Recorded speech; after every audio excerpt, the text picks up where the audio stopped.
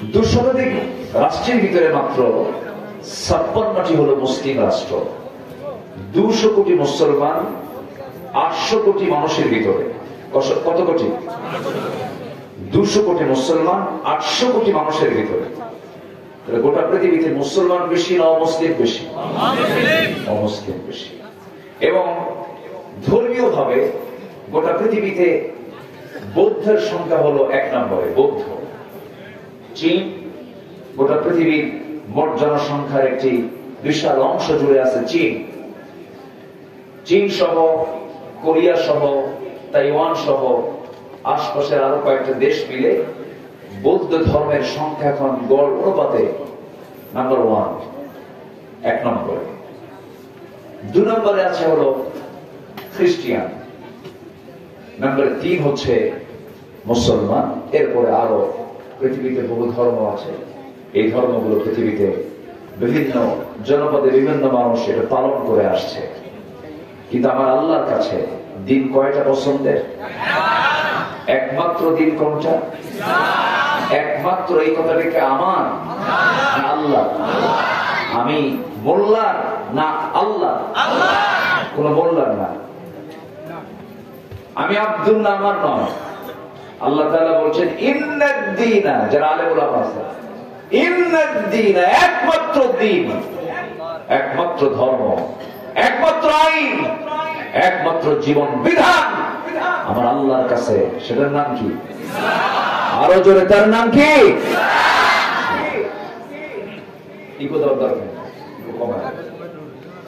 আচ্ছা, তাহলে পৃথিবীতে আরো ধর্ম আছে।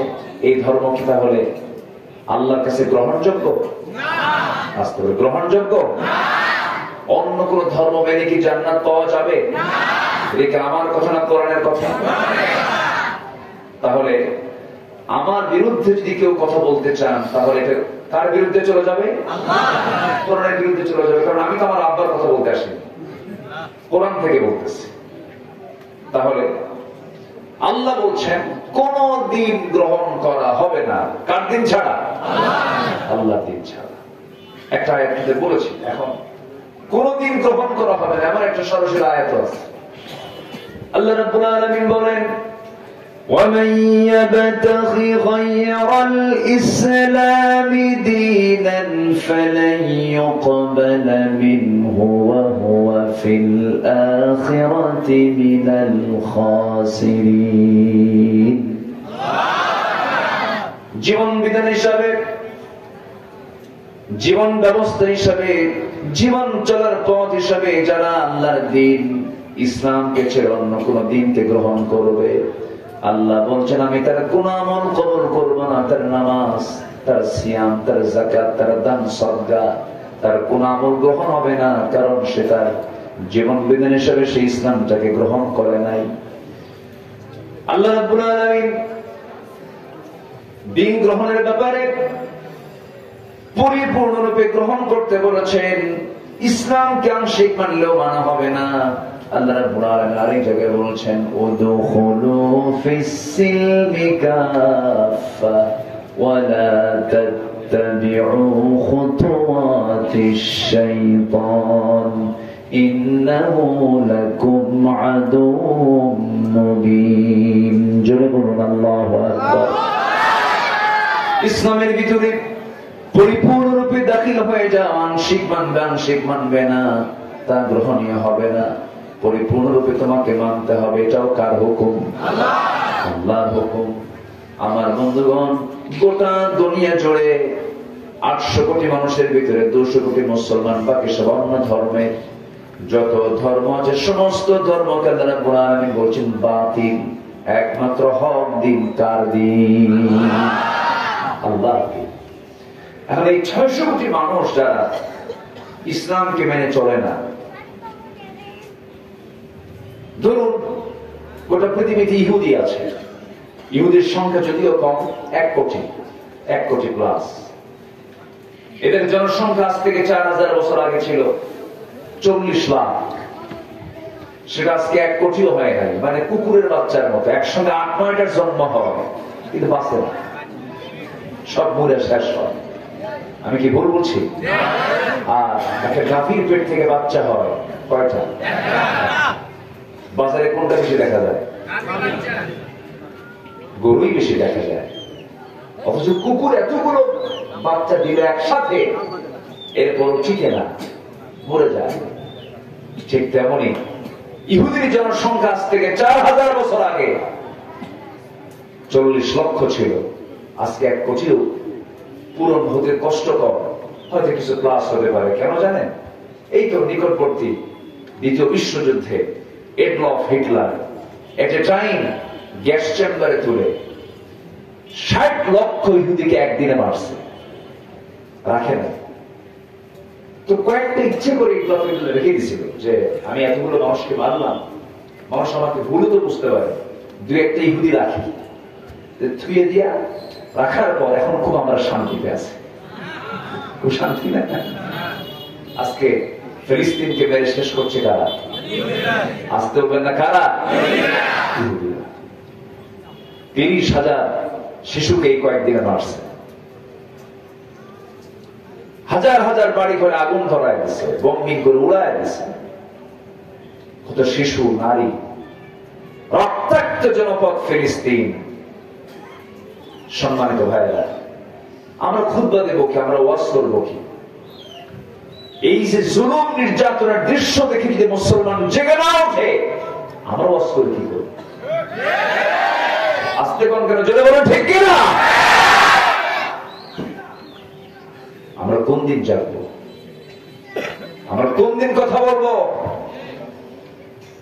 একটি ইহুদির গায়ে আঘাত করলে গোটা পৃথিবী নড়ে ওঠে, আর মুসলমানের লাশ প্রতিনিয়ত ঝরছে ফিলিস্তিন, কাশ্মীর, বিশ্বের বিভিন্ন জায়গায়। সবচেয়ে নির্যাতিত আজকে মুসলমান। অথচ সম্পদ সবচেয়ে বেশি কাঁদে। তেল বন্ধ করলে সব অচল, অ্যালুমিনিয়াম বন্ধ করলে সব অচল। সমস্ত প্রাকৃতিক খনিজের সম্পদ ম্যাক্সিমাম মুসলমানদের হাতে। কিন্তু মুসলমানদের এই দুর্দশা কেন? এর মূল কারণ হলো মুসলমান বন্ধু পেতেছে মুসলমানের সাথে নয়, ইহুদি খ্রিস্টানদের সাথে। সম্মানিত ভাই, কথা অনেক আছে, একটু কান লাগিয়ে কথাগুলো শুনি। আমরা বাঁচবই, আমরা তো আর বাঁচতে আসি নাই দুনিয়াতে।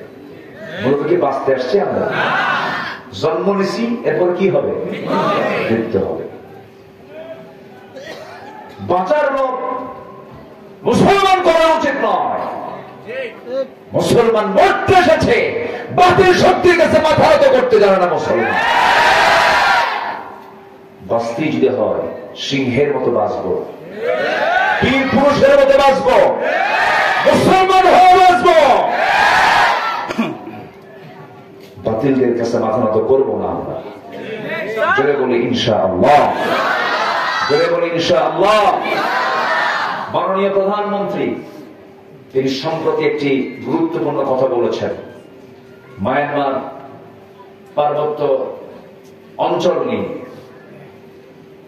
পার্বত্য চট্টগ্রাম নিয়ে, রাঙ্গামাটি, এই সমস্ত অঞ্চল নিয়ে কিছু কথা বলেছেন। এয়ারবেস তৈরি করার মধ্য দিয়ে একটি খ্রিস্টান রাষ্ট্র তৈরির একটা নকশা সাজানো হচ্ছে। উনি এটার প্রতিবাদ করেছেন, আমরা তাকে ধন্যবাদ দিই। উনি প্রতিবাদ করেছেন। সাদা চামড়ার লোকদেরকে আমরা এই সুযোগ হতে দেব না। দুঃখ লাগে, আমি আমার বক্তৃতার আজ থেকে আরো 13 বছর আগে আমি বক্তৃতা করেছি, এই কথা বলেছি 13 বছর আগে।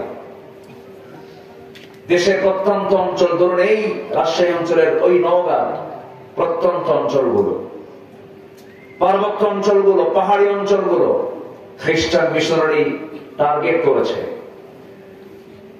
হাজার হাজার মুসলমানকে তারা খ্রিস্টান বানাচ্ছে, তাদের ধর্মে নিয়ে যাচ্ছে। এই মিশনারি তারা কাজ করছে, এই মিশনারি তারা রেগুলার এই রীতিমতোই তাদের কাজগুলো, মিশনগুলো চালিয়ে যাচ্ছে।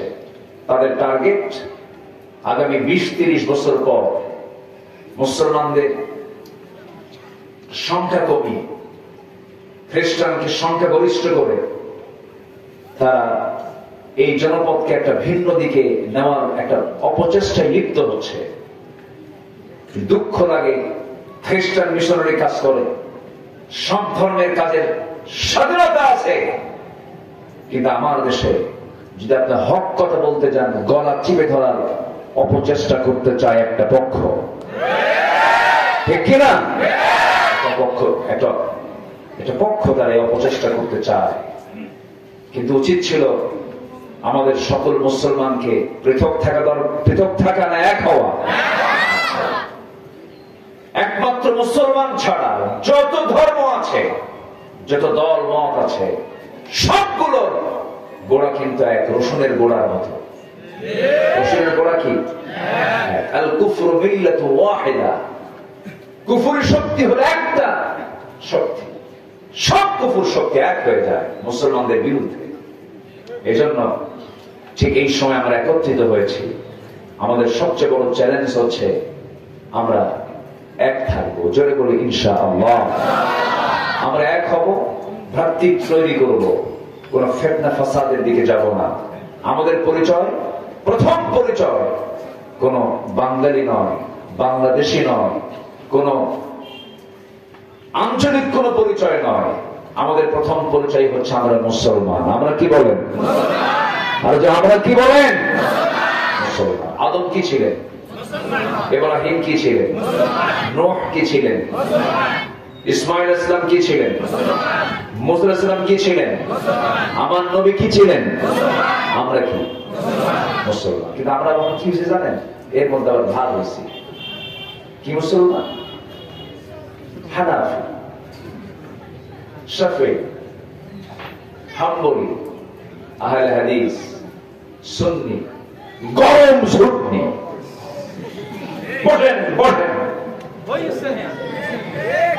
বিভিন্ন ফেরকা। কেন মোনাজাত নিয়ে মারামারি? কেন তালাকের মাসলা মাসাইল নিয়ে মারামারি? কেন ফরজ নামাজের পরে মোনাজাত হবে কি হবে না এটা নিয়ে মারামারি? কেন রাসূল নূর মাটি এগুলো নিয়ে দ্বন্দ্ব? কেন? তুমি কি বোঝো না এগুলো দ্বন্দ্ব আমার পেছনে মূল মদত যোগাচ্ছে ইহুদি খ্রিস্টানেরা?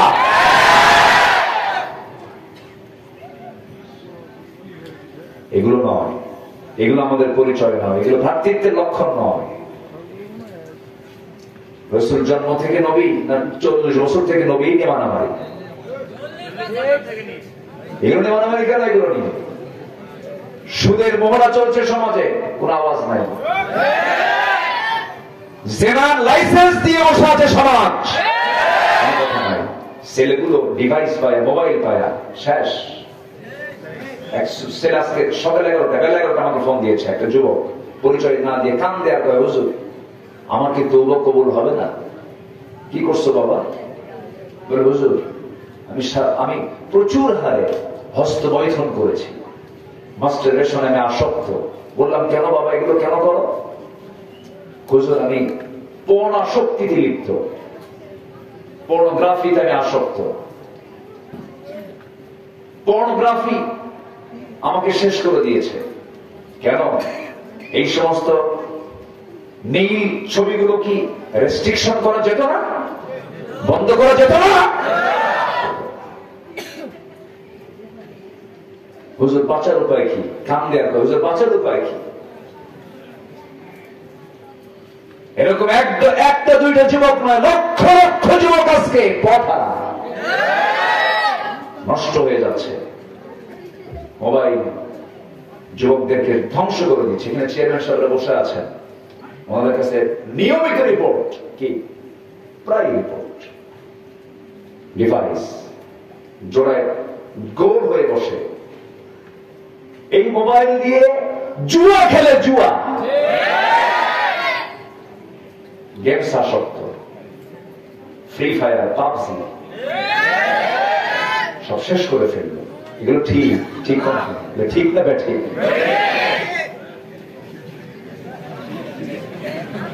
হ্যাঁ কথা বলবো, কথা বলবো, রাগ করতেছেন নাকি আপনারা? রোগী ডাক্তারের কাছে কেন যায়? সুস্থতার জন্য। সুস্থ কে করেন? মাধ্যম লাগে, ডাক্তারের কাছে যায়, অসুস্থ হলে ডাক্তার প্রেসক্রিপশন দেয়। সমাজের রোগ আছে না নাই? এইগুলো কি ওষুধ কি দেওয়ার দরকার আছে? এটা বসছি ওষুধ দেওয়ার জন্য। রাগ করতেছেন না তো আপনারা? ওয়াজ আমরা সবাই জানেন। হ্যাঁ অবশ্যই বসছি তো। আপনি মা বাচ্চার হাতে মোবাইল দিয়ে ভাত খাওয়া, এটা কেমন কথা? আছে না? গেমস দেয়, গেমস চলে, ও খায়, আছে কিনা বলেন? কেন?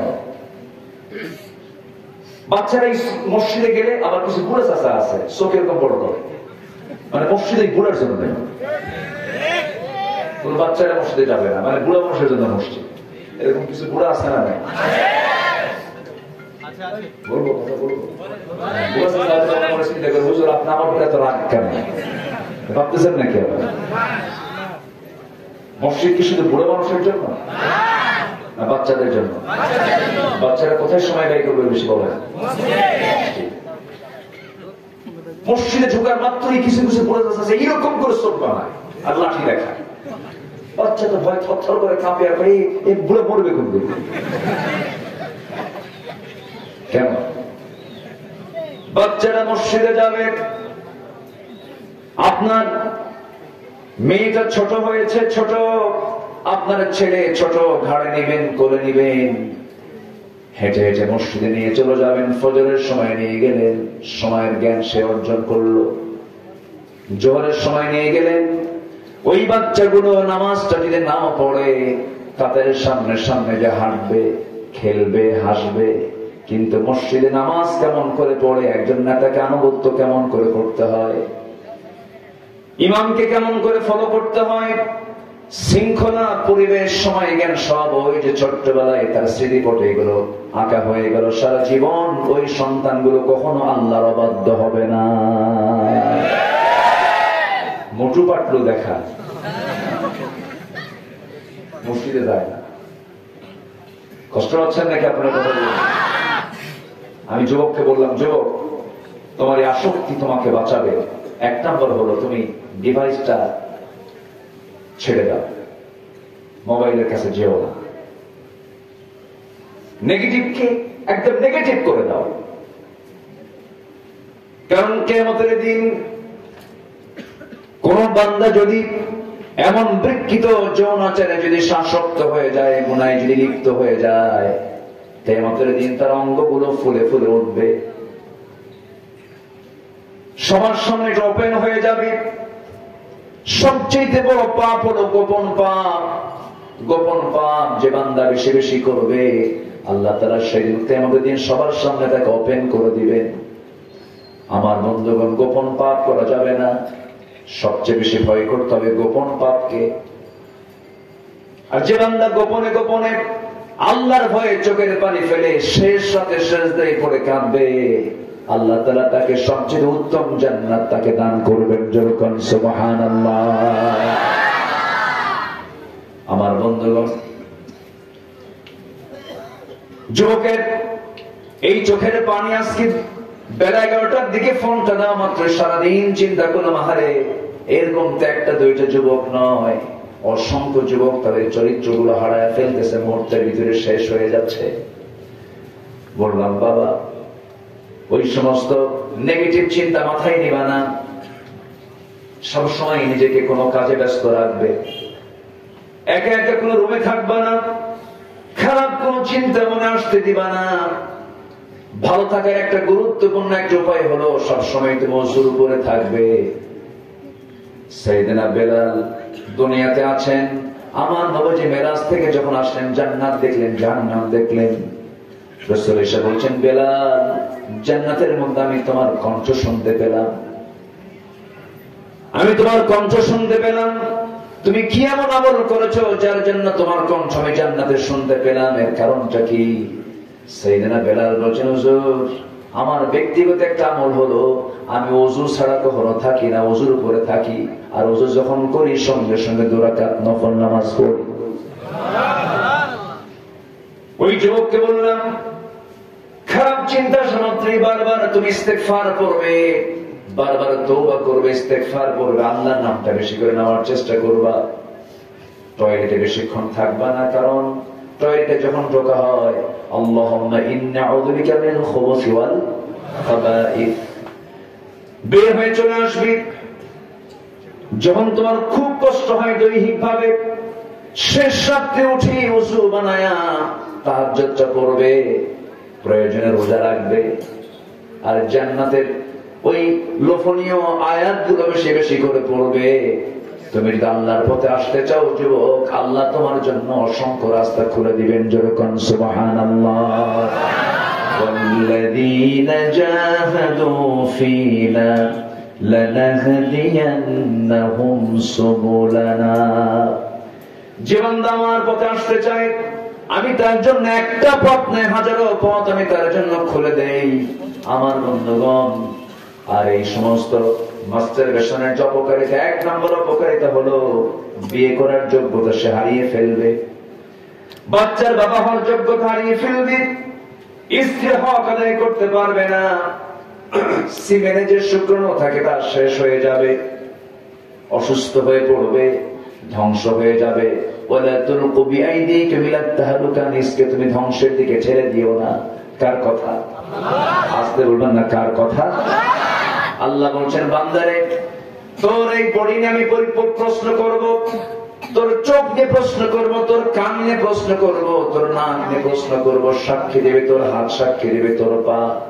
তাহলে আমাদেরকে চোখ দিয়েছেন কে? আর এই চোখ দিয়ে খারাপ জিনিস দেখে কে?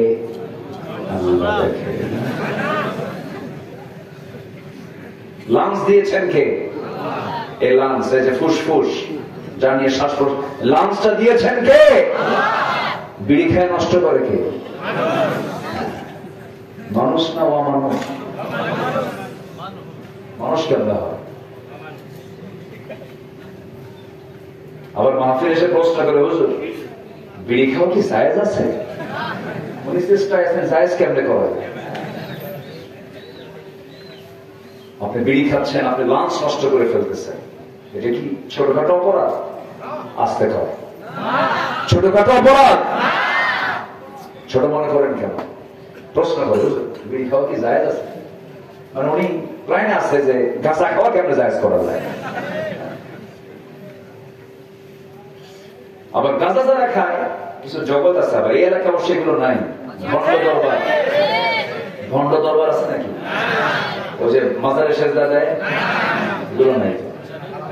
আমি বলি মানে এমনি তো গাঁজা টাজা খায় সব জায়গায়, কিন্তু ভণ্ড সাজে গাঁজা খায়, মানে উনি পীর বাবা সাজে, এরকম কিছু আছে। মানে গাঁজা খাওয়া পীর, হ্যাঁ, গাঁজার একটা করে টান মারে, গাঁজার টানে নাকি ওর ভিতরে ইশক জন্ম নেয়, ইশক আশেক হয়ে যায়। খাজা দিল কর তাজা, ইসমে জালাল, গাজার কুলকি খাওয়া হালাল। নাউযুবিল্লাহ, এগুলোর সংখ্যা কিন্তু কম না। আবার বলে কি জানেন, গাজা নাকি বেহেশতের গাছ। জোরে বলি নাউযুবিল্লাহ। সকল নেশা কি? আরো জোরে, আরো জোরে। বিড়ি হলো সব নেশার ছোট ভাই। ছোট কি? এর থেকে আগে টানাটানি, এরপরে ঢালাঢালি।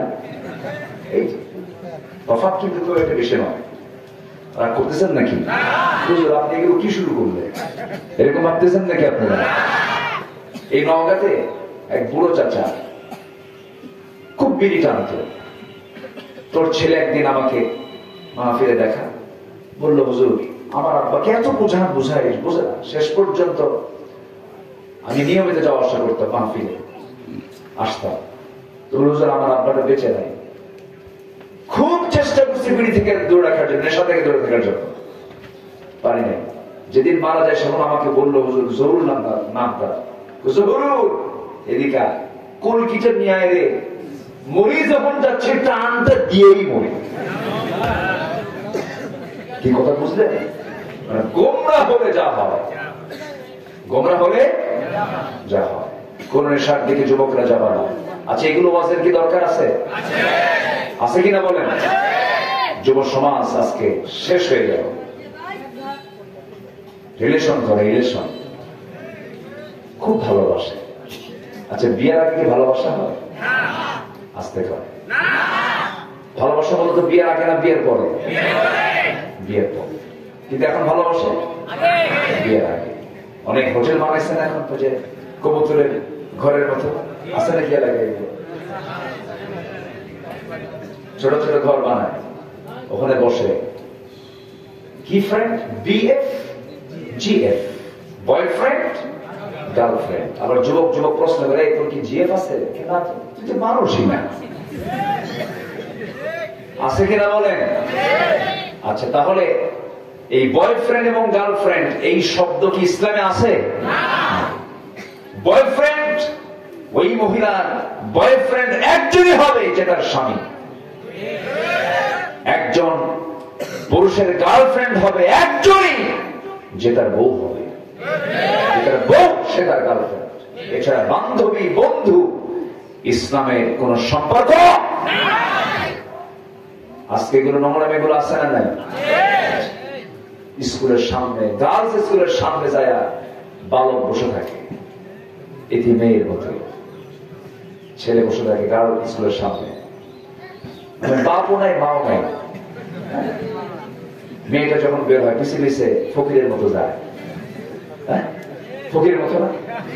ফকির তুমি যাবা কেন? মেয়ের বাবা তোমার কাছে আসবে কিনা? তুমি ফকিরের মতো যাবা কেন? মেয়ে পক্ষ বিয়ের প্রস্তাব দেবে। আল্লাহ পয়গম্বর মুসার জীবন তো আপনারা অনেকেই জানেন। মেয়ের বাবা শুআয়ব আলাইহিস সালাম বললেন যে আমার দুটো মেয়ে দেখে নিয়েছো, বিয়ে দেবো, তুমি কি বিয়ে করবা? বিয়ে পক্ষ বিয়ের প্রস্তাব দেবে, আর ছেড়ে যায় দৌড় মারে। এতিমের মতো, ফকিরের মতো যায়। যখন কোনো জবাব না পায় তখন কয়, শোনো এই একটা বার তাকাও, আমাদের সাথে থাকো, তিনটা রাত আমার ঘুম নাই। আছে না নাই? আছে না নাই? মনে এলাকায় মনে এগুলো ছেড়ে বেড়ে নাই আছে। ফেসবুকে চ্যাটিং করে, মেসেঞ্জার, হোয়াটসঅ্যাপ, ইমো, লাইন, ভাইবার, সব জায়গায় ইনবক্সে একটা সালাম কালাম দেয়। আবার বলে, হুজুর শেষ রাতে যদি আমার বান্ধবী ফজরের নামাজের জন্য ডাক দেয়, জায়েজ আছে না? মানে বান্ধবী ডাক দেয়, জায়েজ আছে কিনা প্রশ্ন করে। প্রশ্নের মানটা আজকে কোথায় চলে গেছে? এক ছেলে আমাকে অনেকদিন আগে ফোন দিয়ে বলতেছে, হুজুর 2 বছর যাবত একটা মেয়ের সঙ্গে আমার রিলেশন, হঠাৎ করে মাস 2 আগে সে আমার ফাঁকি দিয়ে চলে গেল। হুজুর আমার খুব কষ্ট পাচ্ছি। হুজুর এই যে সে আমাকে কষ্ট দিয়ে চলে গেল, এতে কি ওর গুনাহ হবে না? গুনাহ খুঁজতেছে। আমি কি অবাস্তব কোন কথা বলতেছি? এগুলো অবাস্তব কিছু আছে? এগুলো করো না বাবা, বাদ দিয়ে দাও। মানুষ হও, তোমাকে মানুষ হতে হবে।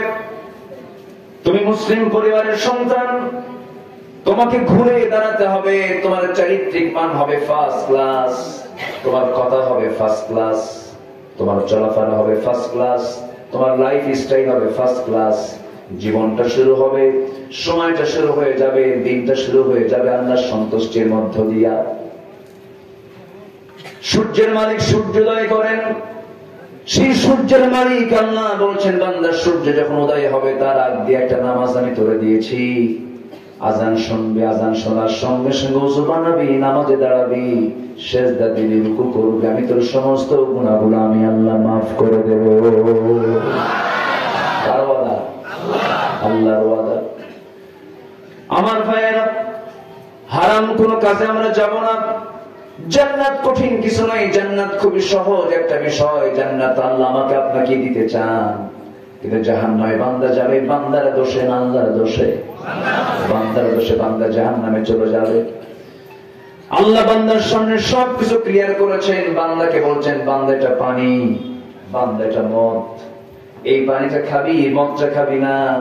বান্দা এটা হালাল, এটা হারাম, হালাল গ্রহণ করবি, হারাম গ্রহণ করবি না। আল্লাহ সবকিছু বান্দার সামনে স্পষ্ট করেছেন। আল হালালু বাইয়িন ওয়াল হারামু বাইয়িন হালালটি স্পষ্ট, হারামটি স্পষ্ট, কিন্তু বান্দা হারামের পিছনে দৌড়ায়। আল্লাহ বলছেন, বান্দারে হারাম যদি ছেড়ে দিয়ে দেস, হালালকে যদি গ্রহণ করিস, বান্দা আমি তোর জন্য জান্নাত রেখে দিয়েছি। কুলু মিম্মা ফিল আরদি হালালান তাইয়্যিবা, এই জমিনে যা হালাল আছে তা তোমরা খাও, হারামের ধারে যেও না। কিন্তু বুকটা ফেটে যায়, এমন একটা অপরাধ আজকে সমাজ অ্যাভেলেবেল হয়ে গেছে। আল্লাহ নিজেই বলছেন, যারা এই অপকর্মে জড়িত হবে, মা বাকিয়া মিনার রিবা ওয়াদারু মা বাকিয়া মিনার রিবা, সুদের কারবারে যারা জড়াবে তারা জেনে রেখে দিও, তারা যেন নবী এবং আল্লাহর বিরুদ্ধে যেন যুদ্ধ ঘোষণা করলো, আল্লাহর এবং রাসূল যেন তাদের বিরুদ্ধে যুদ্ধের ডাক দিলে। এত বড় একটা গুনার কাজ, সুদের সঙ্গে জড়িত এমন নামাজি আছে না নাই? হাজি দোয়া করে দিই নাকি? দুই একজন করে ওঠে যায়,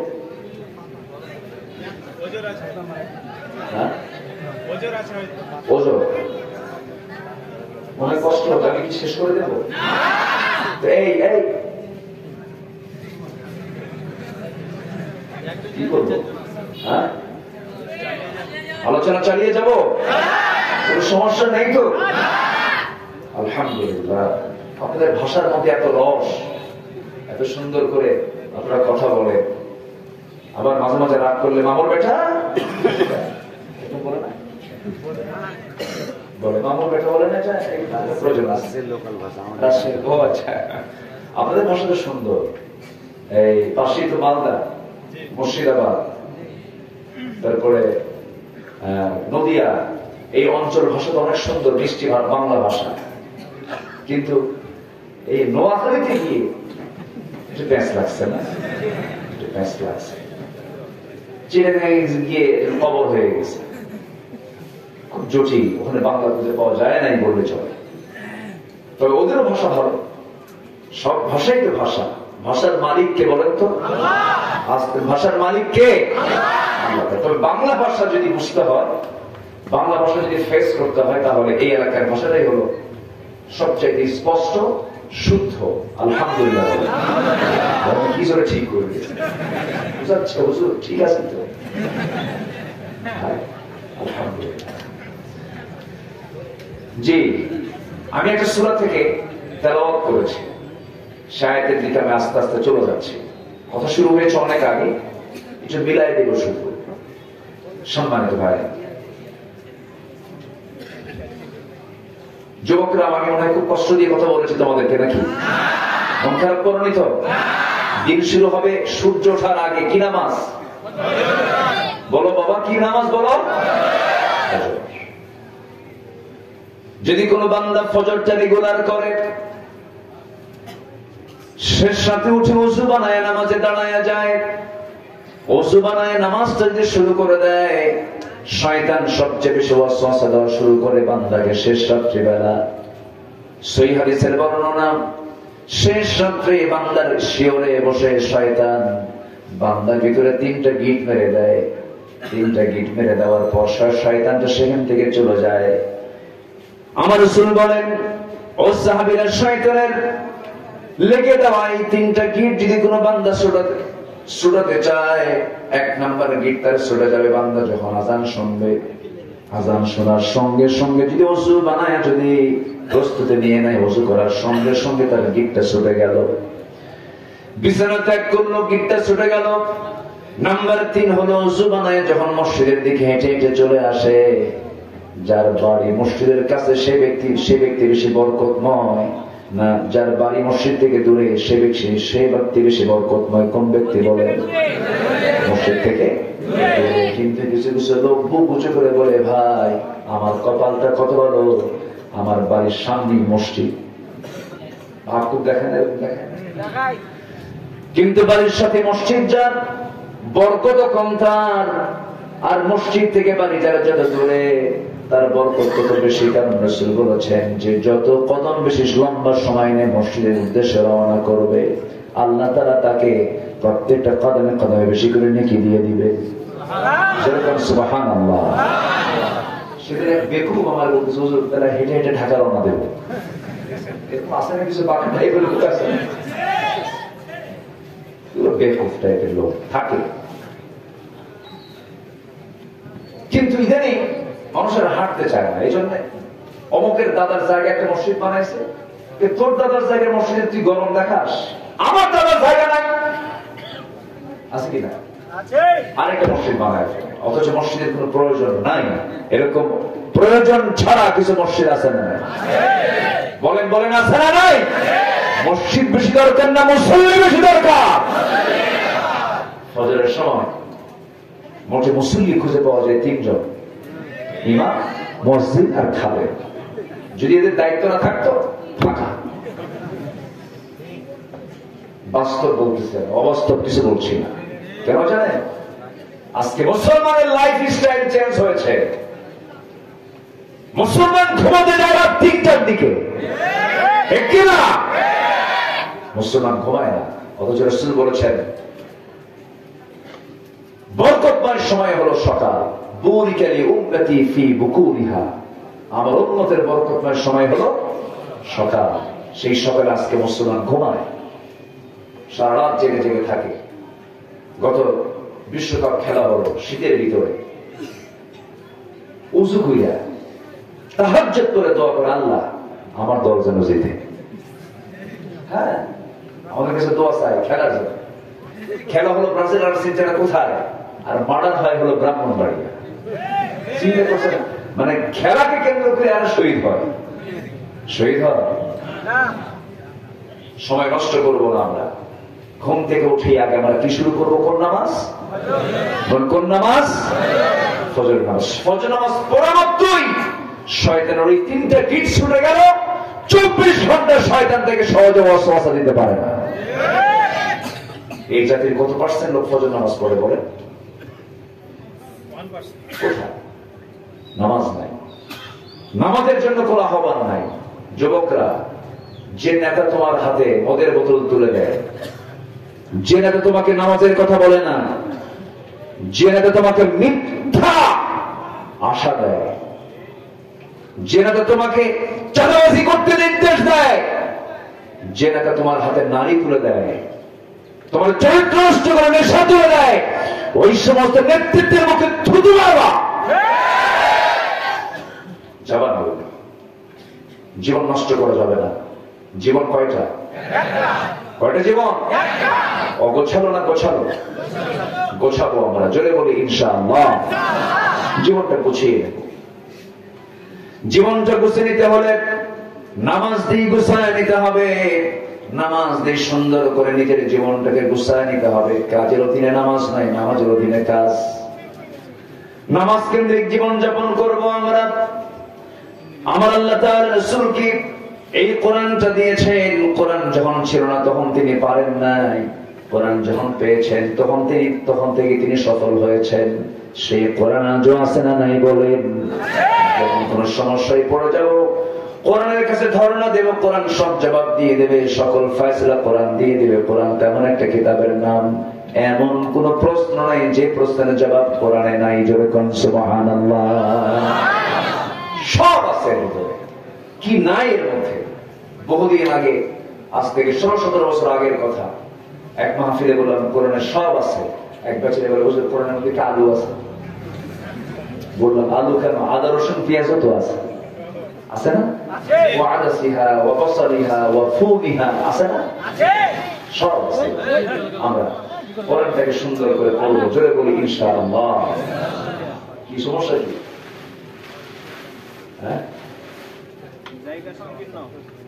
সংকীর্ণ জায়গা, এত সুন্দর মানুষ আপনার এলাকা, কেউ নড়ে না তো? আপনার বাড়ি যাবেন না? বাড়িও যাবেন না তো থাকেন, আমি যাই।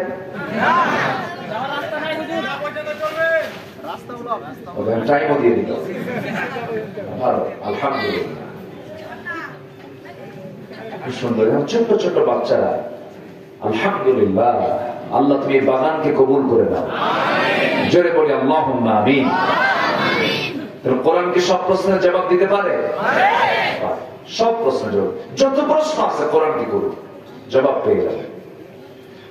সেই কোরআনে কারীমের গুরুত্বপূর্ণ একটি সূরা, সূরাতুশ শুরা থেকে আমি 2টা আয়াত কারিমা তেলাওয়াত করেছি। আল্লাহ রাব্বুল আলামিন এখানে এক বচন শব্দ প্রয়োগ করে রাসূলকে অর্ডার দিচ্ছেন, কয়েকটা হুকুম দিচ্ছেন। ছয়টা হুকুম রাসূলকে দিয়েছেন। আল্লাহ রাব্বুল আলামিন বলেন, فَلِذَلِكَ فَادْعُ وَاسْتَقِمْ كَمَا أُمِرْتَ وَلَا تَتَّبِعْ أَهْوَاءَهُمْ وَقُلْ آمَنْتُ بِمَا أَنزَلَ اللَّهُ مِنْ كِتَابٍ وَأُمِرْتُ لِأَعْدِلَ بَيْنَكُمْ اللَّهُ رَبُّنَا وَرَبُّكُمْ لَنَا أَعْمَالُنَا وَلَكُمْ أَعْمَالُكُمْ لَا حُجَّةَ بَيْنَنَا وَبَيْنَكُمْ اللَّهُ يَجْمَعُ بَيْنَنَا وَإِلَيْهِ الْمَصِيرُ। জোরে বলুন আল্লাহু আকবার। রাসূলকে বলা হলো, হে রাসূল, অতএব আপনি 6টা কাজ করুন। নাম্বার 1 হলো, 1 নাম্বার কাজ হলো আপনি দাওয়াত দিন। এই দাওয়াতি কাজের দায়িত্ব কি একার না সবার? সবার দায়িত্ব। পরিবারে দাওয়াতের দরকার আছে না নাই? স্বামী তার স্ত্রীকে দাওয়াত দেবেন, স্ত্রী তার স্বামীকে দাওয়াত দেবেন, বাবা তার ছেলেকে দাওয়াত দেবেন, ছেলে তার বাবাকে দাওয়াত দেবেন, ভাই তার ভাইকে দাওয়াত দেবেন, বোন তার ভাইকে দাওয়াত দেবেন। আমার বন্ধুগণ, এই দাওয়াতি কাজ আল্লাহ রাব্বুল আলামিন প্রথম রাসূলকে আয়াতে অর্ডার দিয়েছেন, কারণ দাওয়াত ছাড়া কোনো কাজ সফল হতে পারে না। আমার বন্ধুগণ, এই দাওয়াতি কাজ যদি আজকে আমাদের পরিবারে যদি 100% যদি আমরা পারিবারিক দাওয়াতি কাজ করতাম, পরিবারগুলো জান্নাতের টুকরা হয়ে যেত। কিন্তু অনেক পরিবার আছে, দেখা যায় বাবা সন্তান কি স্কুলে না গেলে পরে শাসন করে, কিন্তু নামাজের জন্য একটা কথাও বলে না। যে পিতা তার সন্তানকে ফজরে তুলতে পারে না, যে মা তার সন্তানকে ফজরে জাগিয়ে তুলতে পারে না, সে পিতা, সে মাতা কখনো যোগ্য পিতা মাতা হতে পারে না। অযোগ্য, ব্যর্থ পিতা, ব্যর্থ মা। অনেকে বলে সন্তানটা ঘুমায়, কেমনে ডাকি? আচ্ছা, বাড়িতে যদি আগুন লাগে কি করবে? ঘুমাচ্ছে, ঘুমা, এরকম করবেন নাকি? বাড়িতে আগুন লাগছে, বাচ্চা ঘুমায়, কি করবে? তাড়াতাড়ি বলবেন, বাবা ওঠো, বাবা আগুন লাগছে, ওঠো বাবা, এরকম বলবে?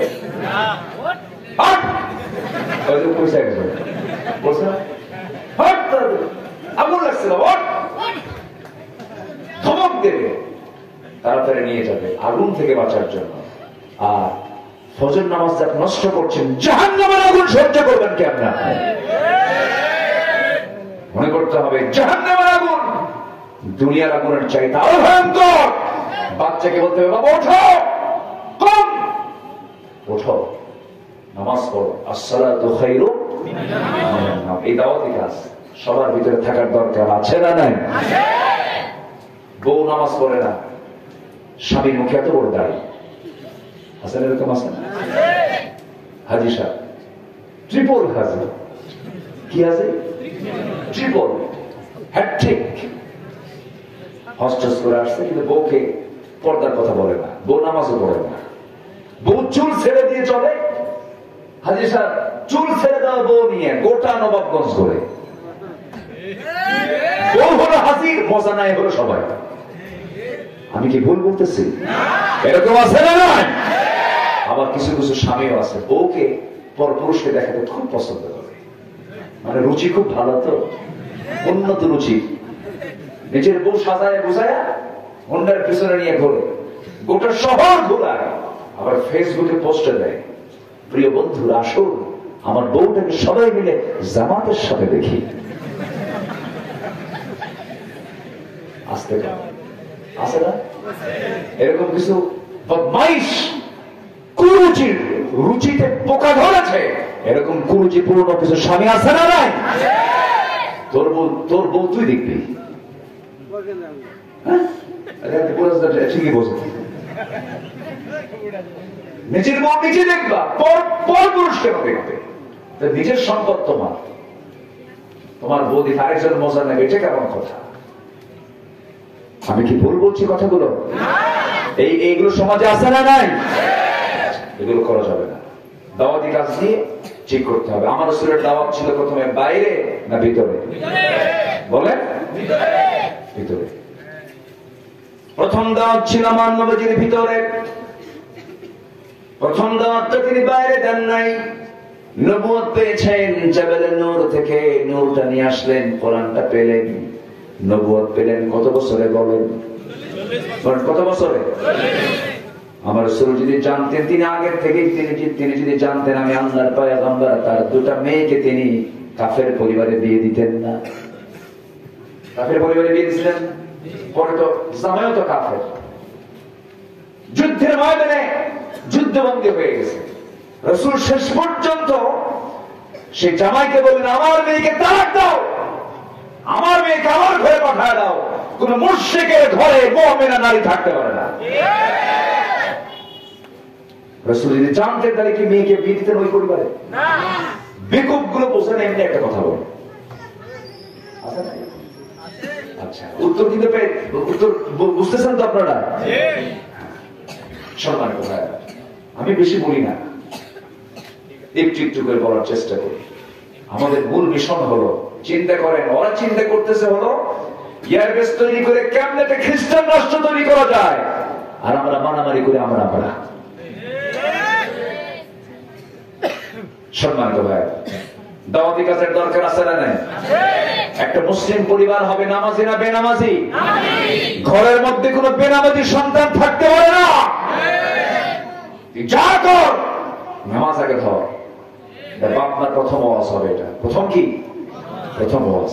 লোকমান তার সন্তানদেরকে নসিহত দিয়েছেন নামাজে। আল্লাহু আকবার। বাবা হতে চাও? লোকমানের মতো বাবা হও। আল্লাহু আকবার বলে। কার মতো বাবা? কোন লোকমান? নবগঞ্জের লোকমান নাকি? কোরআনের লোকমান। লোকমানের মতো বাবা হও।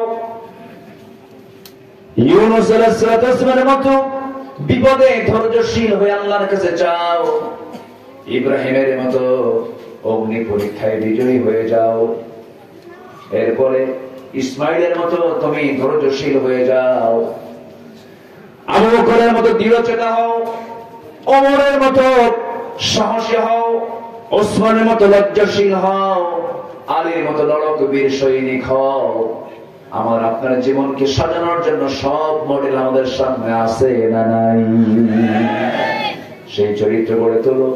নবীজি প্রথম দাওয়াতটা তিনি জাবালে নূর থেকে নেমে ঘরের মধ্যে আগে দিলেন। ঘরের মধ্যে ঢুকলেন। ঘরের মধ্যে ঢুকে খাদিজা রাদিয়াল্লাহু আনহা তখন ঘরে বসা ছিলেন। সামনে গিয়ে বলছেন খাদিজা জাম্মিলুনি জাম্মিলুনি, আমাকে বস্ত্র আচ্ছাদন করে দাও। লাকাদ খাশিতু আলা নাফসি, আমার মন বলছে আমি মনে হয় বাঁচব না, আমার জীবন আমি শঙ্কিত, মনে হয় মরে যাব। কেন কি হয়েছে আপনার?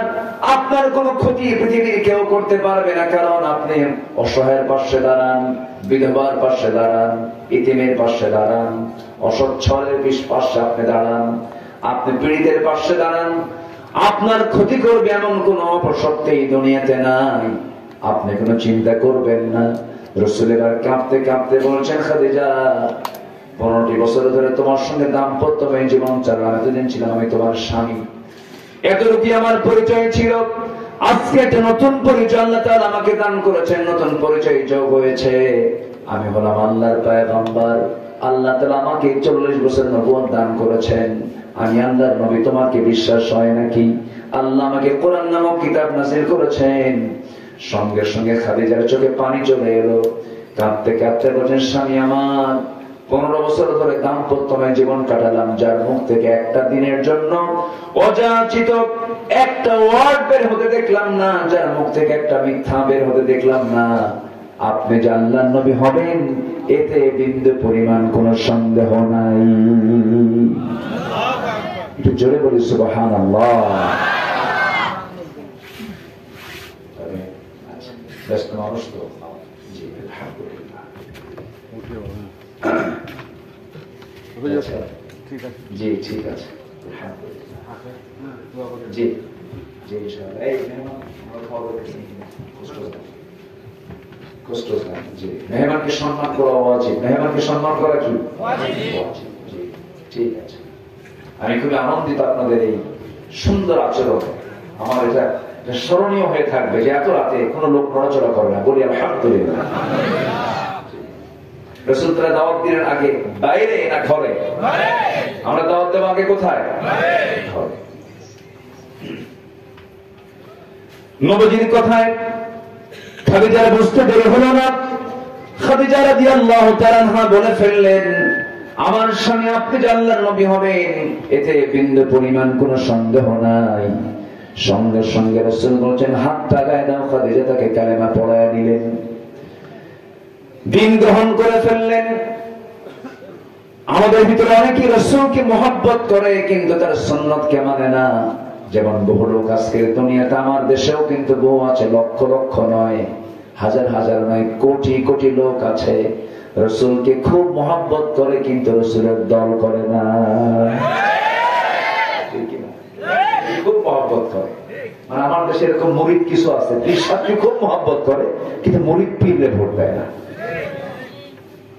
কথা কি বুঝতেছেন আপনারা? দেখি সেই মহব্বত। আমরা নবীকে মহব্বত করলাম, রাসূলকে ভালোবাসলাম, কিন্তু নবীর দল করলাম না, নবীর আইনগুলো মানলাম না, নবীর বিধানগুলোকে মানলাম না, নবীর কর্ম পদ্ধতি মানলাম না। রাসূলকে আল্লাহ তাআলা শুধু নামাজের আদর্শ করেন নাই, রাসূলকে আল্লাহ তাআলা বলেছেন, লাকাদ কানা লাকুম ফি রাসূলিল্লাহি উসওয়াতুন হাসানাহ লিমান কানা ইয়ারজুল্লাহা ওয়াল ইয়াওমাল আখির ওয়া যাকারাল্লাহা কাসীরা। জোরে বলুন আল্লাহু আকবার। তোমাদের জন্য উত্তম আদর্শের বাস্তব নমুনা কেউ নন, জনাবে মুহাম্মদুর রাসূলুল্লাহ সাল্লাল্লাহু আলাইহি ওয়াসাল্লাম তোমাদের আদর্শের বাস্তব নমুনা। রাসূলকে নামাজে মানবো, রোজায় মানবো, হজে মানবো, যাকাতে মানবো, রাষ্ট্রে মানবো না। আপনি একজন ভণ্ড প্রতারক ছাড়া কিছু নয়। রাসূলকে সব জায়গায় মানতে হবে। আমার দেশে দু শ্রেণীর মুসলমান, একটা শ্রেণী হলো যারা পুরোপুরি ইসলামকে মানতে চায়, আর একটা শ্রেণী হলো আল্লাহ খুশি থাক শয়তানও বেজার না হোক, সুদও খাবো নামাজও পড়বো। আছে কিনা বলেন? আবার খতিব যদি সুদের বিরুদ্ধে ওয়াজ করে তার চাকরি থাকে না, কারণ সভাপতি সব সুদ খায়, সুদের বিরুদ্ধে ওয়াজ করলে তো চাকরি থাকা কঠিন। হঠাৎ করে একদিন বলেই ফেলছে সুদের বিরুদ্ধে, সভাপতি সব সামনে বসা, কাম তো সারা, আয়াত তো আসছি বলবেই তো। জুমার খুতবা শেষ, নামাজ শেষ, সভাপতি সব হেঁটে হেঁটে আসে, মুখে কোনো হাসি নাই, বলছে, হুজুর ভাবছিলাম আপনি খুব ভালো মানুষ, কিন্তু আপনি সুদের বিরুদ্ধে ওয়াজ করলেন, ভালো কথা, আপনি বলেন তাও কোনো আপত্তি নাই, কিন্তু আপনি সুদের বিরুদ্ধে ওয়াজ করলেন তাতে আমার কোনো দুঃখ নাই, আমি সুদ খাই, ভালো কথা, কিন্তু আপনি আমার দিকে চেয়ে থেকে ওয়াজ করবেন কেন? কি কথা কি বুঝতেছেন? আছে না নাই? আছে না নাই? আজকে মুসলমান সুদ খায়, মুসলমান হিংসা করে। কি করে? হিংসা করে। অনেকদিন আগে একটা গল্প মনে পড়লো, এক বেচারি বিয়ে করতে যাবে, আগের যুগে তো ঘোড়ায় চড়ে বিয়ে করতো, তো গ্রামের এক লোকের ঘোড়া আছে, যে বলছে, ভাই ঘোড়াটা দিবা, আমার অমুক দিন বিয়া, তুমি তো ঘোড়া দেবই না, যা মিল নাই। ও চলে আসছে বাড়িতে, সবে কদরের রাত্রিতে মসজিদে গেছে, আল্লাহর কাছে দোয়া করে, আল্লাহ শোনো, তোমার কাছে আমার আজকে একটা প্রার্থনা আমার নাই, একটা দোয়া শুধু, ওর জন্য গোনা মরে। কি কথা কি বুঝতেছে? এই দোয়া করে বাড়িতে চলে আসছে। বাড়িতে এসে দেখে মা কান্দে। মা তুমি কান্দো কেন? কে বাবা তোর গরু মরছে। কি মরছে? দোয়া ঠিকই কবুল হয়েছে, মালাকুল মউত তো আছে, ঘোড়ার কাছে না, কার কাছে? কার গরু? যে দোয়া করছে। হিংসা করবেন, নিজেই ঠকবে। হারামের কাছে যাব না, হারামের কোন আরাম নাই, সুদ খাবেন, এখানে কোথায়? এখানে সমস্যা, বুকে সমস্যা, ছেলের কথা শুনবে না, মেয়ে নষ্ট হয়ে যাবে। সুদ খাবেন, পরিবারের শান্তি আগুন দাও দাও করে চলবে, শান্তি পাবেন না। টাকা দেখবেন, বরকত দেখবেন না। কোন শান্তি আপনার ভিতরে থাকবে না। শান্তি বলতে কিচ্ছু পাবেন না। টাকা থাকলে কি সুখ হয়? আচ্ছা বলেন তো, শহরে টাকা বেশি না গ্রামে টাকা বেশি? বেশি খায় কারা? বলেন, গ্রামের লোক বেশি খায়। চাউলের বস্তা কারা বেশি ঘুরায়? শহরের লোক না গ্রামের লোক? গ্রামের লোক। গ্রামের লোক তার ছটাক খায় না, কেজি কেজি খায়। কাঁঠাল একটা আস্ত নিয়ে বসে 3 কেজি শেষ। আর 2টা কাঁঠালের কোয়া খাইয়া 3 দিন ডায়রিয়া। শহরের মানুষ খাইতে পারে। শহরের মানুষ হাজার হাজার কোটি টাকার মালিক খাইতে বসে, নাস্তা করতে বসে, সকালবেলার ব্রেকফাস্ট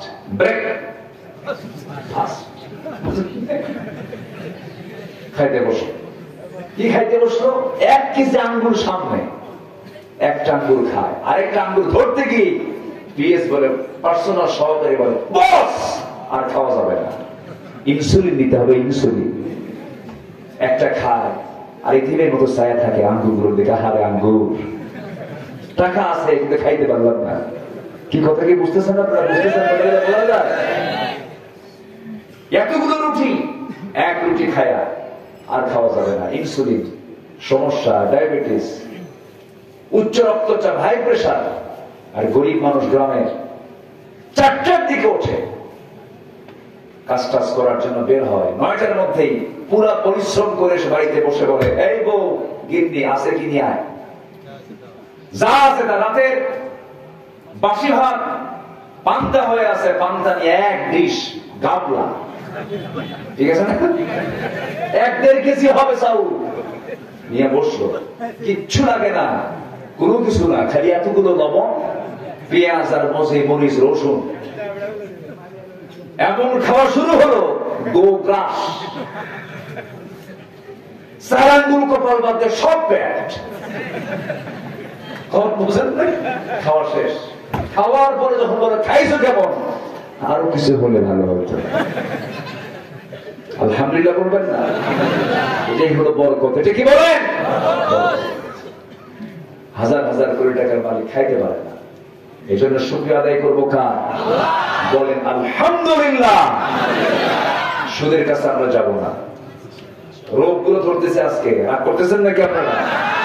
শুরু করছে যুবক দিয়া, চরিত্র দিয়ে, এখন আসতেছে ব্যবসা, সংসার, এগুলো নিয়ে একটু অস করতেছে।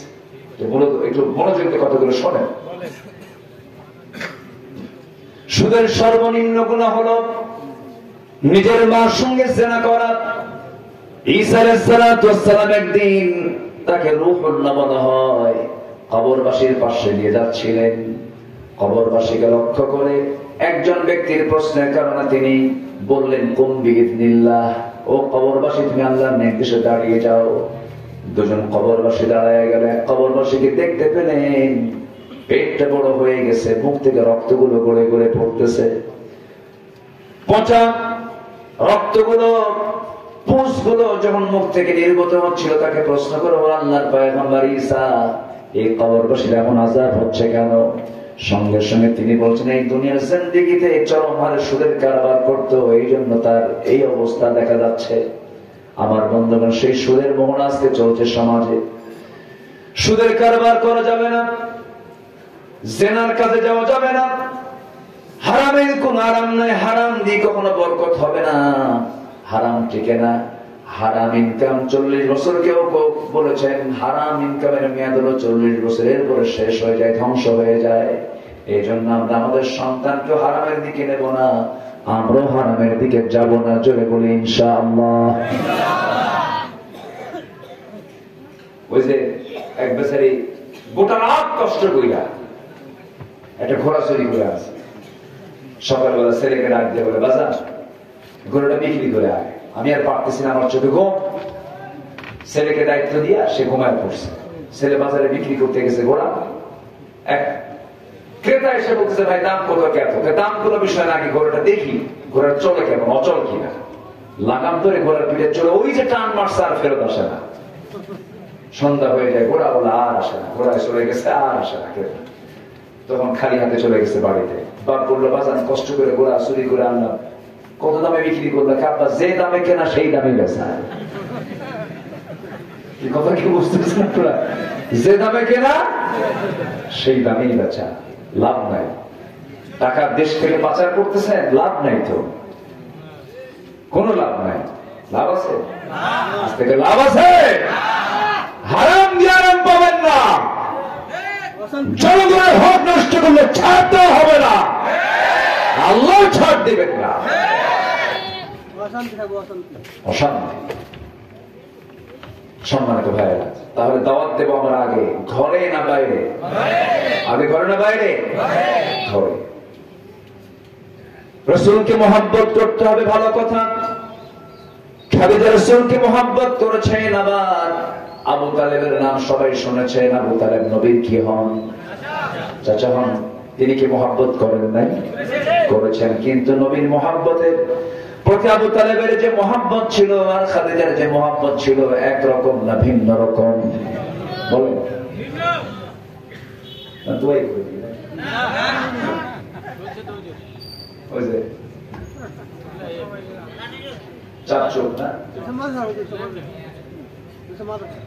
আচ্ছা, একটু বসে, কাইন্ডলি একদম একটু বসে। আমি একটু খাওয়ার সুন্দর দৃষ্টি কামনা করছি। আমার উঠতে একটু দেরি হয়ে গেছে, 10টায় উঠলে ভালো হতো, কিন্তু কি করবেন, বৃষ্টি পরিবেশের কারণে আমি চাইছিলাম যে আগে ভাগে উঠবো।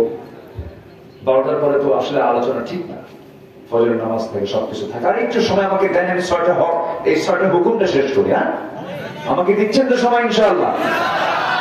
অনেক রাত আমি এটা পছন্দ করি না, কিন্তু আমাদের ছাড় না বুঝবে, এবং উঠায় দেয়। লেখা থেকে প্রধান বক্তা হয়ে যায় মাহফিল শেষ বক্তা। এখানে তাও তো আগে উঠায় গেছেন। ময়মনসিংহ এলাকায় গত 3 বছর আগে গেছে, হুজুর বলছে হুজুর ঘুমান, 9টার দিকে গেছে রাত, হুজুর বালিশ দিলাম ঘুমান। উঠবো কখন? আপনাকে 1 বছর 1 ঘন্টা আগেই তুলে দেওয়া হবে। তো আমাকে 3টার দিকে ডাক দেবে, হুজুর চলে। বললাম যে 3টার দিকে নিয়ে যাচ্ছেন হুজুর, গত বছর প্রধান বক্তা উঠছিল রাত 4টায়, আপনাকে 1 ঘন্টা আগে দিলাম। এই দেশে কিন্তু আবার এই রাজশাহী অঞ্চলের বাগমারা ছাড়া বাগমারা নাম শুনছেন তো, ওরা মোটামুটি রাত 3টার দিকে দেয়। সেদিক থেকে এলাকা কিন্তু অনেক ভালো আছে, বলি আলহামদুলিল্লাহ। একটু আমাকে সময় দেন, কেউ উঠবেন না। তো আমার নবীর প্রতি খাদিজার যে মহব্বত, খাদিজা নবী কি হন? স্ত্রী। দুঃখের কালের না সুখের কালে? বলেন বলেন। প্রথম জীবনে। আহারে আল্লাহু আকবার। খাদিজাকে আল্লাহ তাআলা নিজে সালাম দিয়েছেন। আল্লাহু আকবার বলেন। আল্লাহ নিজে সালাম দিয়েছেন। আমার বন্ধুগণ, খাদিজার মহব্বত আর আবু তালেবের মহব্বত রাত দিন তফাৎ। আবু তালেব নবীর সঙ্গে নবীর পক্ষ নিয়ে জেল খাটার পর আবু তালেব জাহান্নামে যাবে, মহব্বত থেকে ছিল, কিন্তু জাহান্নামে যাবেন তিনি কেন? মহব্বত ছিল কিন্তু আনুগত্য ছিল না। আমার দেশে আবু তালেবের মতো বহু মহব্বত করনেওয়ালা বান্দা আছে, রাসূলকে খুব মহব্বত করে, খুব দরুদ পড়ে, কিন্তু নবীর দল করে না। আছে না নাই? ওদের ভূমিকা হলো আবু তালেবের মতো, আবু তালেবের মতো। কিন্তু আবু তালেবের মতো ভূমিকা দিয়ে জান্নাত পাওয়া যাবে না। আবু বকরের মতো ভূমিকা নিতে হবে, ওমরের মতো ভূমিকা নিতে হবে, আলীর মতো ভূমিকা নিতে হবে। আবু তালেব কি করেন ভাই? নবীর পক্ষে এত কাজ করেছেন তিনি, নবীকে বিয়ে করেছেন তিনি, ব্যবসা শিখেছেন তিনি, ভাষা শিখেছেন তিনি, নবীকে বাঁচাতে গিয়ে জেল খেটেছেন 3.5 বছর আবু তালেব নিজে। এরপরেও তিনি জান্নাত পাবেন না, কারণ তার মধ্যে কি নাই? ঈমান নেই, আনুগত্য নেই। রাসূল বলেন, চাচা আপনি আমার জন্য যা করেছেন, শুধু কালিমা পড়বেন, অনায়াসে জান্নাতে চলে যাবেন। আবু তালেব কয়, মুহাম্মদ এটা আমার দ্বারা হবে না। এরকম লোক এখন আছে না নাই? হুজুর আপনি যা ওয়াজ করেন সমস্যা নাই, আমি আমার দল ছাড়তে রাজি না। আছে কিনা? আসতে বলবেন না, আছে না নাই? আমার নবীজি শেষ পর্যন্ত পারলেন না, কারণ হেদায়েত দেওয়ার মালিক কি আমার রাসূল না আল্লাহ? পারলেন না। নিজের আপন ঘরে, নিজের ঘরের চাচা পারলেন না। আবু তালেব দুনিয়া থেকে বিদায় নিয়ে নিলেন। সেই বিদায়ের মাত্র 3 দিন পর পর হঠাৎ করে খাদিজা রাদিয়াল্লাহু তাআলা আনহা রাসূলকে লক্ষ্য করে বলছেন, ইয়া রাসূলুল্লাহ, শরীরটা আমার ভালো যাচ্ছে না, আমি মনে হয় মরে যাব।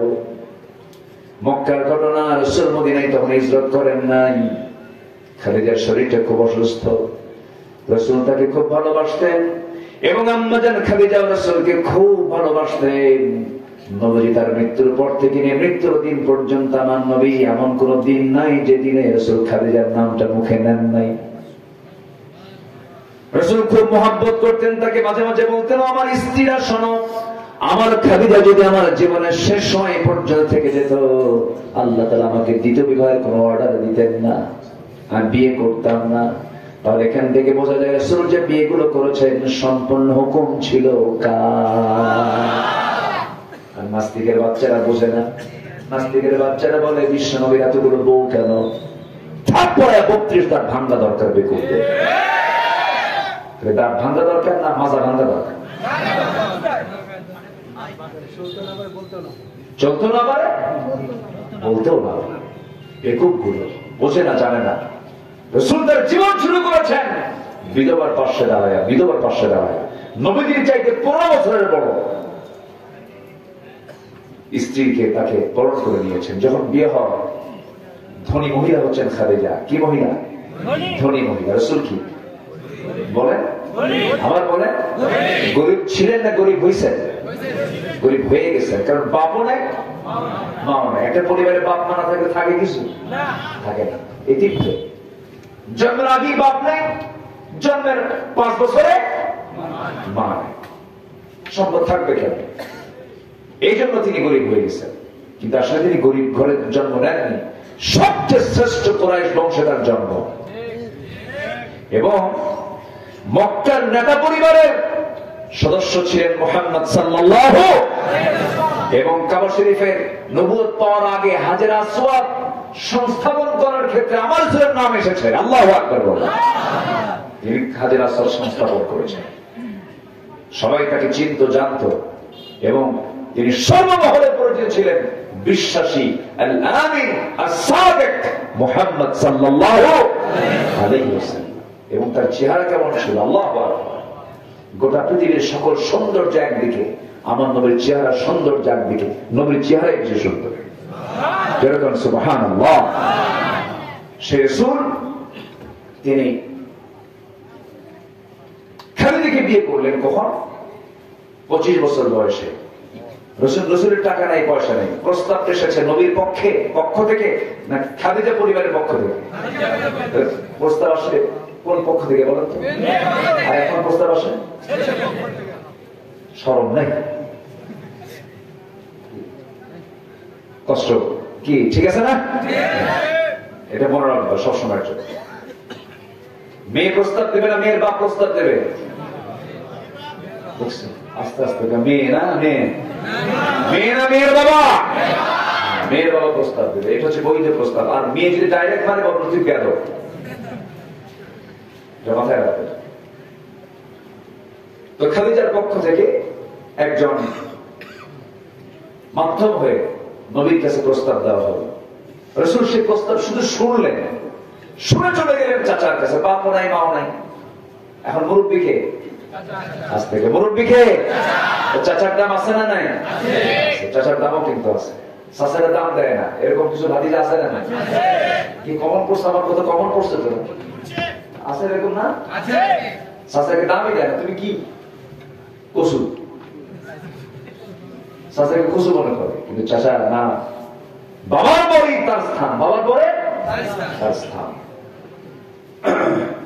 রাসূল বললেন, চাচা প্রস্তাব আসছে। কে?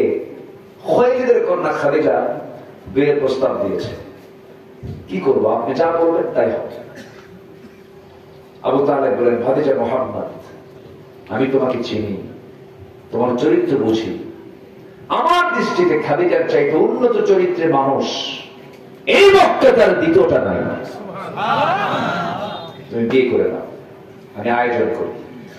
আয়োজন হল, বিয়েটা করলেন।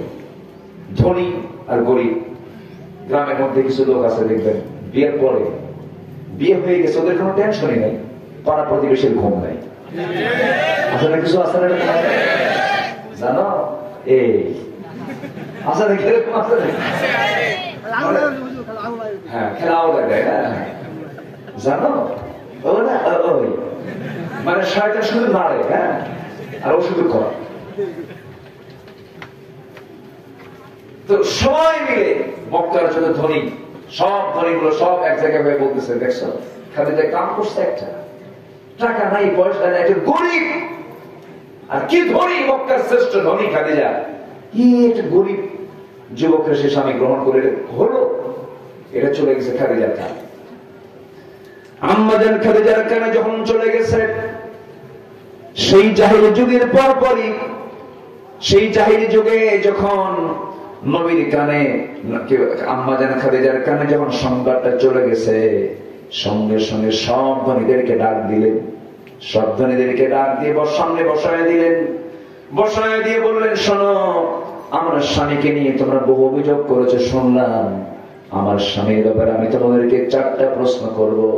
নাম্বার 1, বংশ কেমন? শ্রেষ্ঠ কুরাইশ বংশ।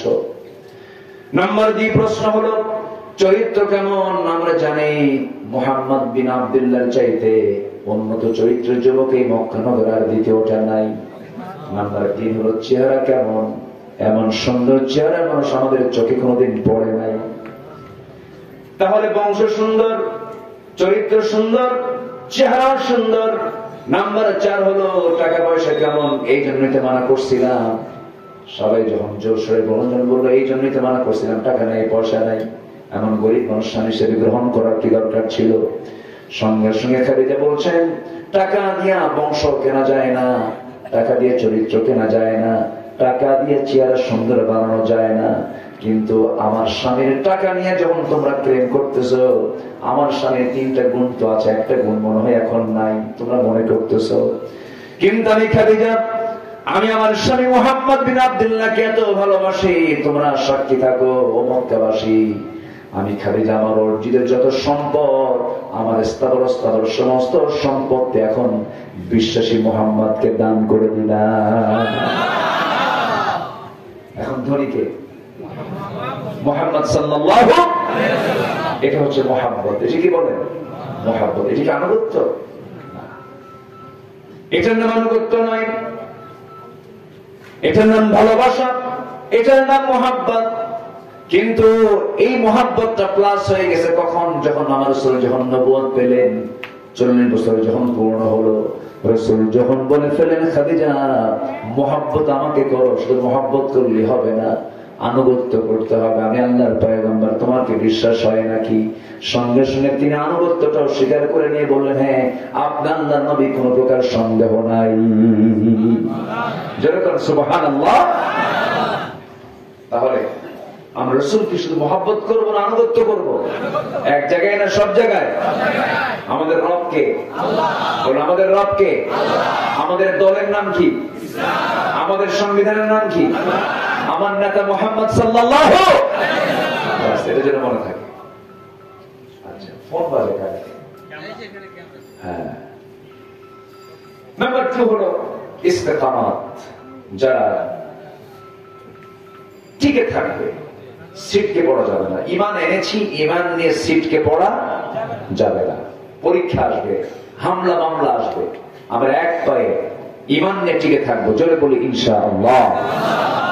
নাম্বার 3 হচ্ছে প্রবৃত্তির অনুসরণ না করা। মন ভালো চায় না খারাপ চায়? মন খারাপ চায় না? আসতে পারে। মন কি খারাপ চায় না? মন কি ভালো? মনে ট্রিটমেন্ট করার দরকার আছে না নাই? নাফস তো খারাপ কিছুই চায়। নাফস চায় ওর ক্ষতি করি, নাফস চায় সুন্দরে নিয়ে যাচ্ছে, একটু চায় থাকি। মন চায় না? এই যে লোকরা কথা কয় না, চায় না? মন চায় না? চাইলে কি চাওয়া যাবে? কেন? ঈমান। কি বলেন? কিসের জন্য? কিসের জন্য?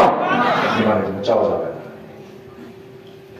আমার বন্ধুগণ, মন তো অনেক কিছুই চাবে। মন চাবে মিথ্যা কথা বলি, মন চাবে ওজনে কম দেই, ওজনে যদি একটু কম দেই লাভ বেশি হয়ে যাবে। এমন দোকানদার তো মনে হয় না সেই অঞ্চলে নাই। ওজনে কম দেওয়া আল্লাহ তাআলা নিজে বলছেন যারা ওজনে কম দেবে, নেওয়ার সময় বেশি নেবে, দেওয়ার সময় কম দেবে, তাদের জন্য জাহান্নাম। ওজনে কম বেশি দেওয়া, মানুষকে ঠকানো, জমির আইলের কাছে গেলে পরে কোদাল মেরে মেরে আইল আউট করে ফেলা, চাষি মনে হয় নবাবগঞ্জে নাই, আসতে বলবেন না আছে না নাই। আইল সেকন করতে করতে এমন সেকন বানাই পুলসি রাখবে, হাঁটা যায় না, এত শিখো, হাঁটার কোন কায়দা নেই। মানে আপনি যদি 3-4 বছর খোঁজ না নেন, ওই জমির আইলই থাকবে না, সমান বানায় ফেলবে। এরকম আছে না নাই? এটা কি নফসের দোষ না? দেখি নফসের সমস্যা আছে না নাই বলেন?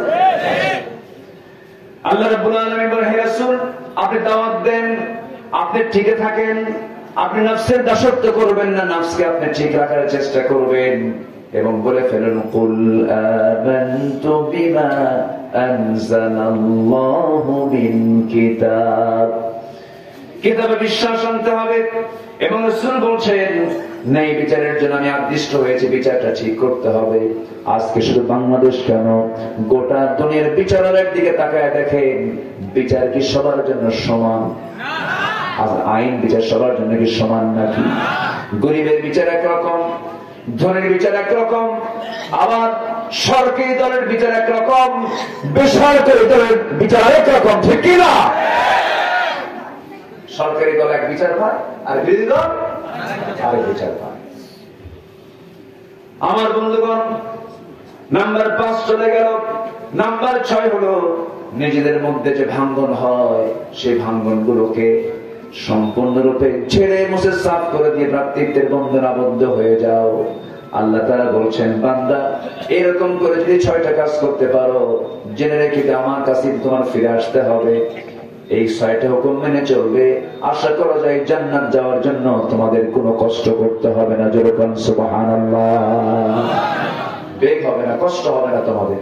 আসুন আমরা এই কাজগুলো আঞ্জাম আমরা দেওয়ার চেষ্টা করি। আল্লাহ কবুল করুন, জোরে বলে আমিন। সবার বাড়িতে মা বোন আছে না? না আছে না? মা বোন আছে না? মা বোনদের কিছু বলবো মেহেরবানি করে। সব ফরজের আমি বড় ফরজ মনে করি মাদের, সেটা হলো নিজের শরীর থেকে হেফাজত করা, পর্দায় থাকা। আজকে এই পর্দাকে মুসলিম পরিবার থেকে সরানোর জন্য সবচেয়ে বড় একটা মারাত্মক ভূমিকা পালন করছে হলো ভারতের চ্যানেলগুলো। আমি কি ভুল বলতেছি? ভারতের চ্যানেলগুলো মাদের পর্দাকে নষ্ট করার একটা প্রধান মাধ্যমে রূপ নিয়েছে। এগুলো দেখবো না। পরকীয়ার পরিমাণ কমছে না বাড়ছে? স্বামী স্ত্রী মহব্বত আজকে বিদায় নিয়েছে। হ্যাঁ, বউকে মহব্বত করে, কিন্তু নিজের বউ না, অন্যের বউ। নাউযুবিল্লাহ। যে নোংরামি, আল্লাহ তুমি নোংরামি থেকে এই জাতিকে হেফাজত করো। মাদেরকে যথাযথ পর্দা অবলম্বন করার তৌফিক দিয়ে দাও। এসব কামনা করছি। আমি আমার কথা আর বাড়াবো না, ধীরে ধীরে দোয়ার দিকে যাবো।